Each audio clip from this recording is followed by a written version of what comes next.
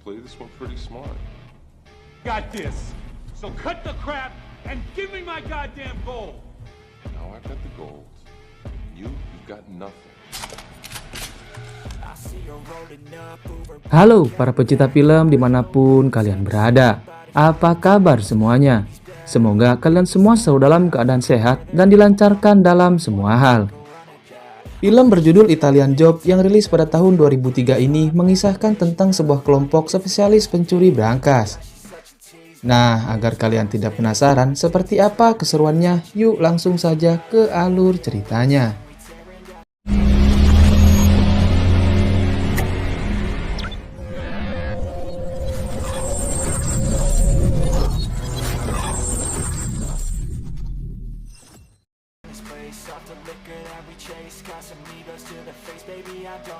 Di hari yang begitu cerah, terlihat seseorang yang sedang membungkus kalung mewah dalam sebuah tempat yang sangat eksklusif. Dan diketahui itu adalah John, yang akan memberikan kalung itu sebagai hadiah untuk putrinya yang bernama Stella.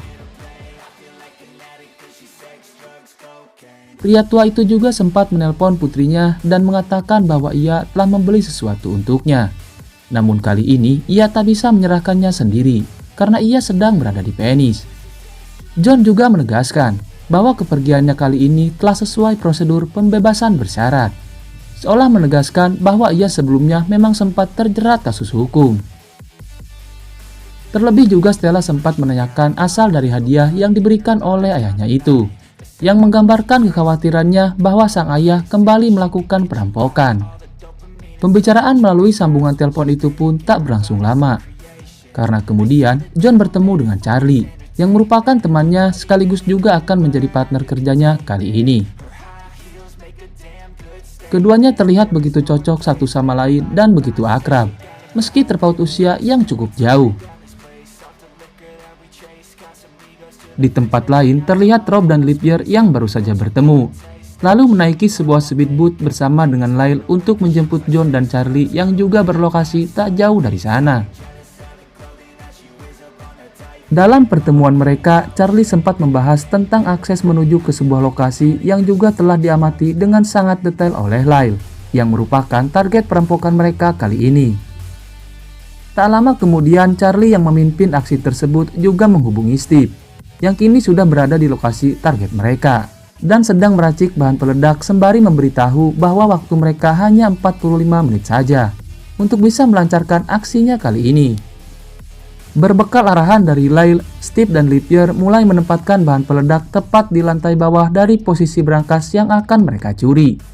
Dan tak lama kemudian aksi peledakan pun dilakukan.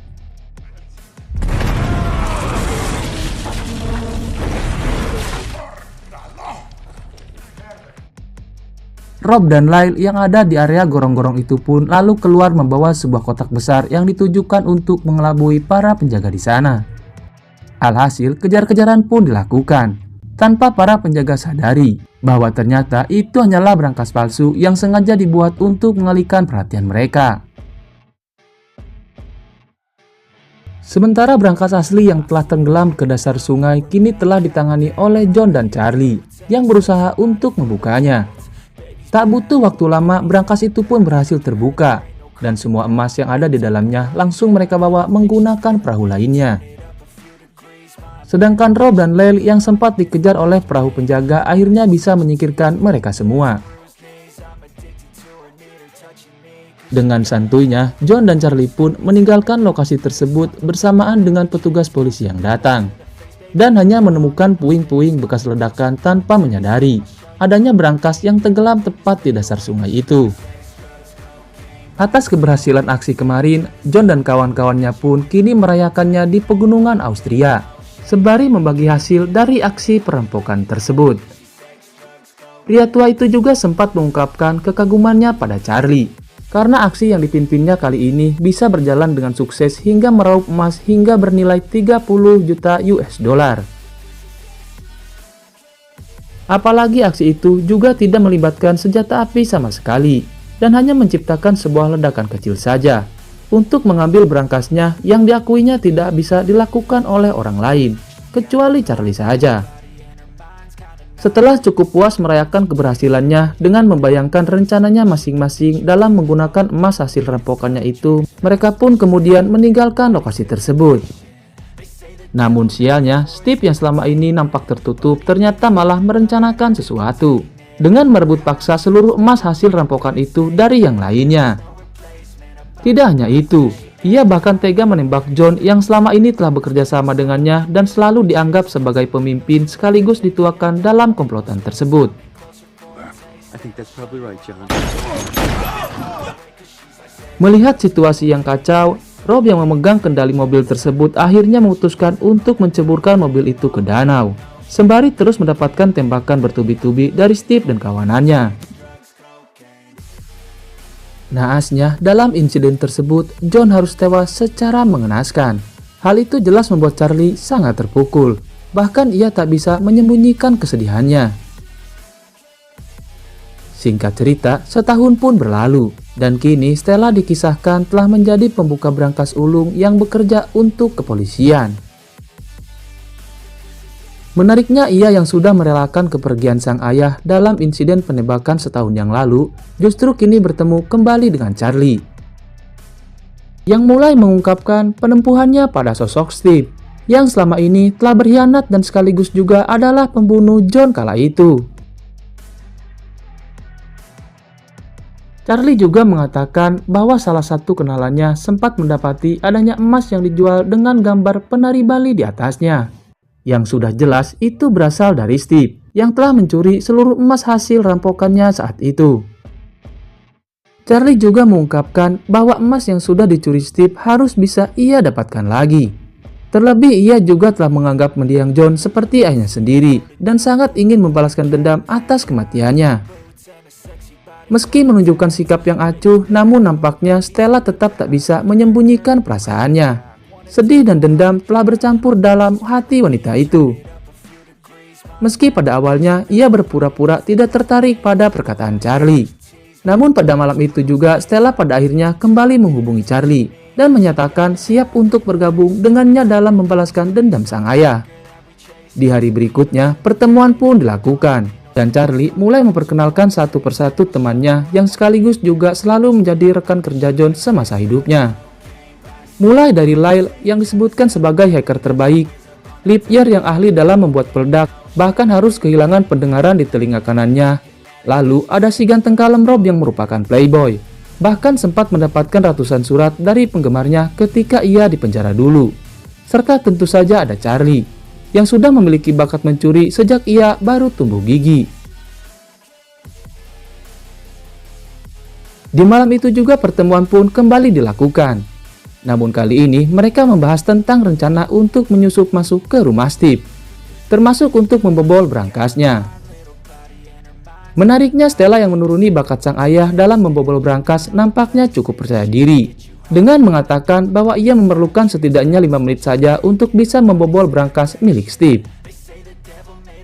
Seolah tak ingin membuang waktunya, Charlie dan kawan-kawannya pun mulai menghitung waktu yang dibutuhkan untuk aksi mereka nantinya, termasuk mengamati seluruh akses yang akan mereka lalui nanti.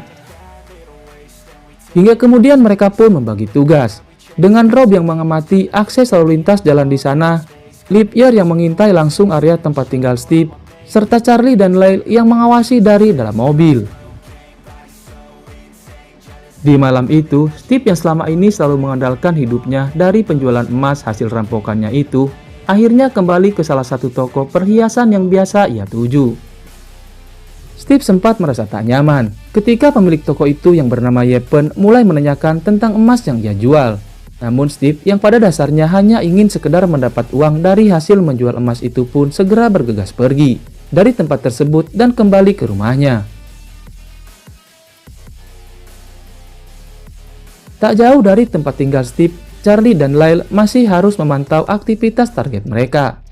Hingga kemudian mereka menemukan celah dari kebiasaan Steve yang selalu menghabiskan waktunya dengan menonton TV. Hal itu juga yang kemudian diutarakan oleh Charlie pada Stella tentang rencananya untuk mengacaukan tayangan TV di rumah Steve dan menempatkan wanita itu sebagai petugas reparasi agar bisa masuk ke dalam rumah target untuk mendapatkan informasi mengenai brankas di sana. Keesokan harinya rencana pun dimulai. Rob dan Lyle bertugas untuk mendapatkan mobil van dan seragam dari petugas reparasi.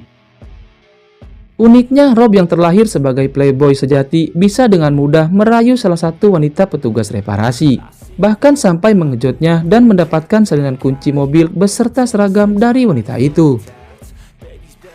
Sedangkan Stella yang bertugas untuk menyamar sebagai petugas reparasi kini mulai standby di sekitar rumah Steve, bersamaan dengan Lipyer yang mulai mengacaukan kabel TV dan jaringan internet di rumah itu.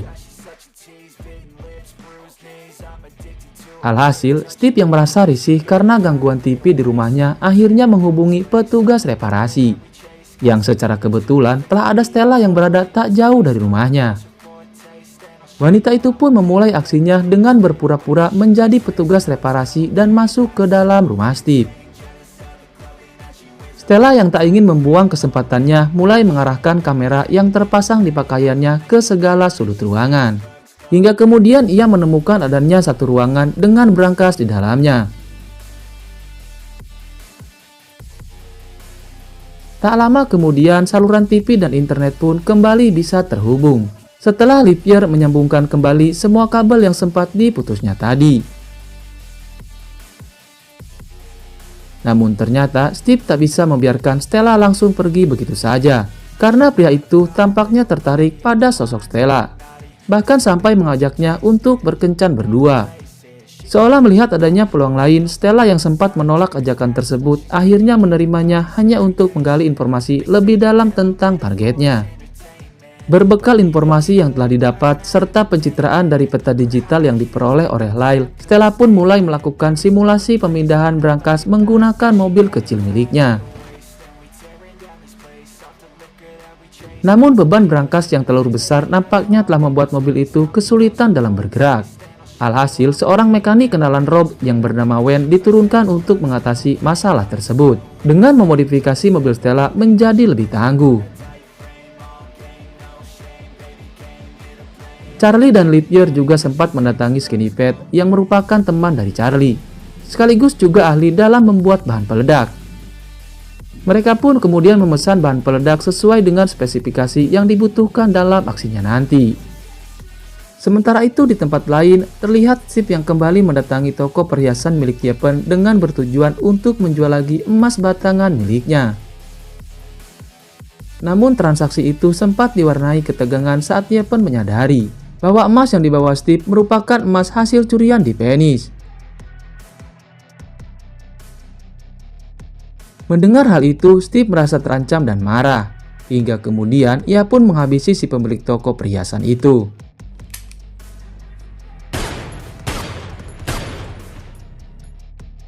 Tak lama kemudian, Meskop yang merupakan sepupu dari Yepen datang ke tempat itu, dan betapa terkejutnya ia saat mendapati jasad saudaranya sendiri yang ternyata telah tewas tertembak.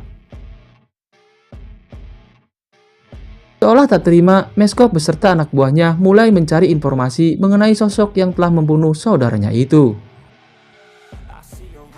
Hingga kemudian ia bertemu dengan Skinny Fat yang mulai menjelaskan tentang keterlibatan Charlie dan kawan-kawan serta Steve yang selama ini menjual emas dengan gambar penari Bali sesuai ciri-ciri yang disebutkan oleh Meskop.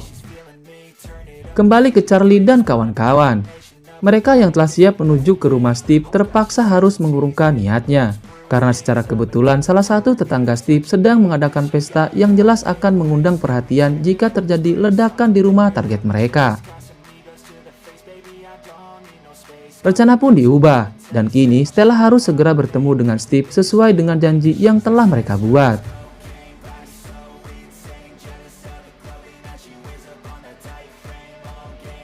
Di sebuah restoran, Steve yang awalnya tidak menaruh curiga terhadap Stella akhirnya mengetahui bahwa wanita yang sedang kencan dengannya merupakan anak dari mendiang John. Ketika wanita itu sempat mengatakan sebuah kalimat sama seperti yang John katakan kala itu.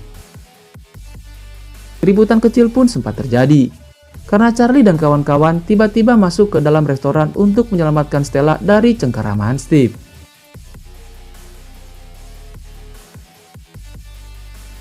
Charlie juga sempat memukul wajah Steve karena sudah merasa sangat geram pada pria itu.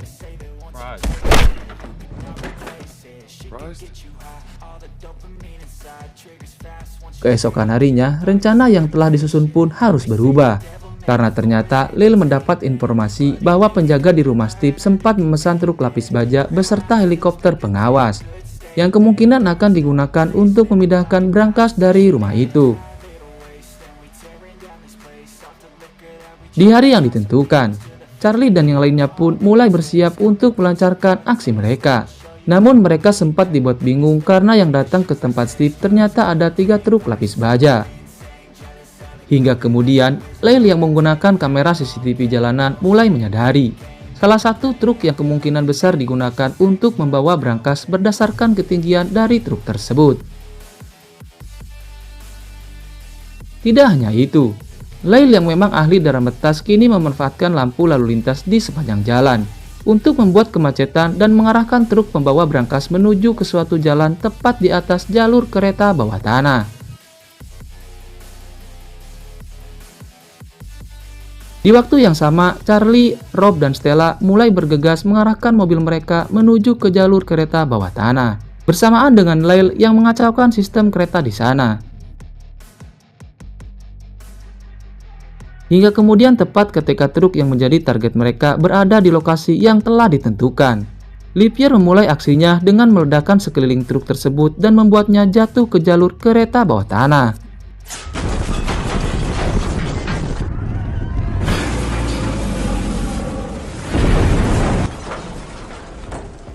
Sementara Steve yang terus memantau dari helikopter sempat dibuat kebingungan, karena tiba-tiba truk lapis baja yang membawa brankasnya lenyap dalam sekejap.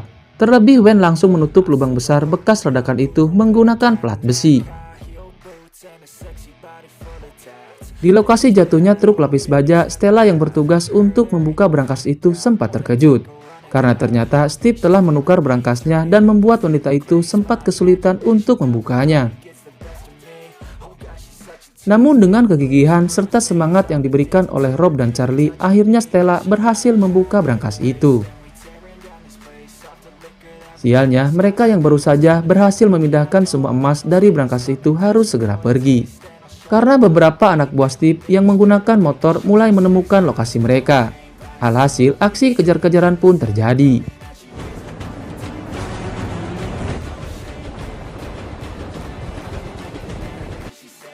Dalam aksi kejar-kejaran itu, Charlie sempat berpisah dengan rombongan mobil Stella dan juga Rob. Hingga kemudian mobilnya pun harus berhadapan dengan helikopter milik Steve.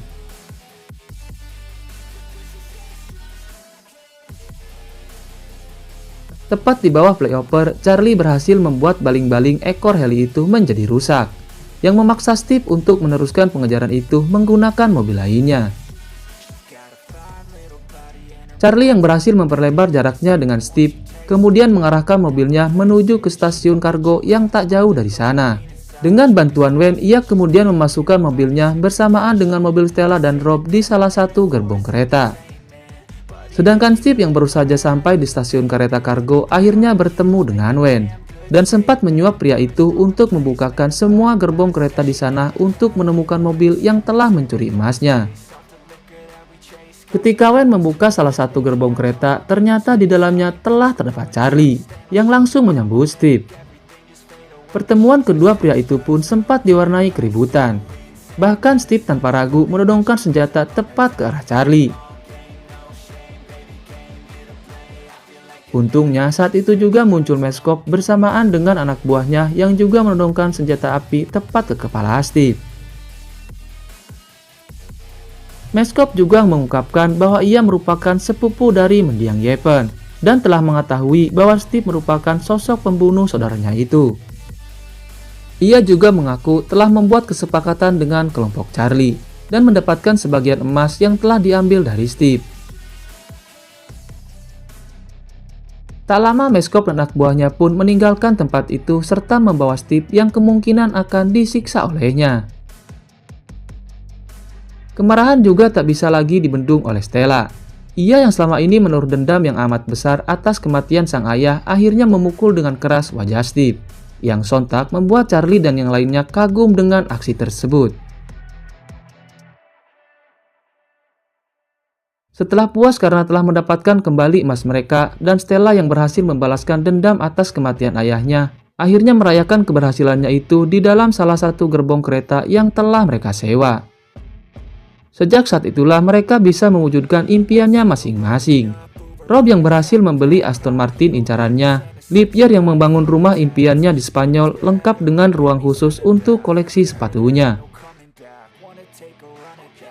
Lyle yang masih terus menjadi hacker dengan audio stereo impiannya dan ditemani dengan wanita Smlohey yang sangat mengecewakan. Serta Charlie yang pada akhirnya memutuskan untuk menikahi Stella dan menikmati kehidupan bahagia di Venice. Dan film pun selesai. Oke bre, sampai di sini dulu untuk konten kali ini. Jangan sungkan-sungkan untuk main-main ke channel kami. Jangan lupa juga untuk terus support channel kami dengan cara like, share, dan subscribe. Karena support dan dukungan dari kalian adalah motivasi dan semangat bagi kami. Dan agar kalian juga tidak ketinggalan konten-konten menarik lainnya dari kami. Terima kasih dan wassalam.